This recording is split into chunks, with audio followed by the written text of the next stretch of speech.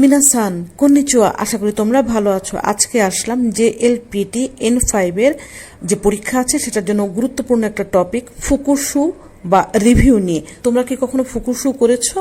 যারা করনি তারা আজকে একটু এটা বুঝে নাও।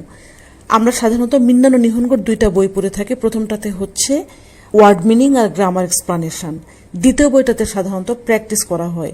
তো দ্বিতীয় বইয়ে কি কি প্র্যাকটিস করি সেটা বলতে থাকি। প্রথমত বুনকেই করি আমরা সেন্টেন্স প্যাটার্ন, কেমন করে সেন্টেন্সগুলো তৈরি হয় সেটা, তারপরে রেইবুন বা উদাহরণ সেন্টেন্সগুলো করি। এরপর আমরা খাইওয়া করি, খাইওয়া মানে হচ্ছে ডায়ালগ বা কথোপকথন।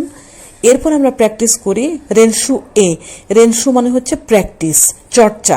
রেনশু এতে থাকে উদাহরণ সেন্টেন্স, রেনশু বিতে আমরা নিজেরা কিছু কাজকর্ম করি, অনেক কিছু দেওয়া থাকে। রেনশু সিতে ডায়ালগ দেওয়া থাকে একটা, সেখানে স্যাম্পল একটা থাকে, বাকিগুলো আমাদেরকে তৈরি করতে হয়।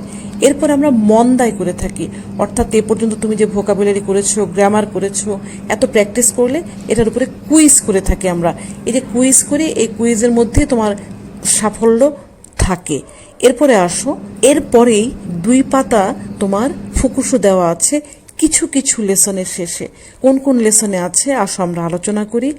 লেসন 6-এ মন্দায়ের শেষে 2 পাতা, লেসন 13, লেসন 19, লেসন 22 এবং লেসন 25-এর মন্দায়ের শেষে যে 2টা করে পাতা থাকে ওইখানে দেওয়া আছে। এটা ফুকুশুকে উদাহরণ হিসাবে দেওয়া হয়েছে এভাবে, বা বলা হয়েছে এভাবে: ফুকুশু এ, ফুকুশু বি, সি, ডি, ই।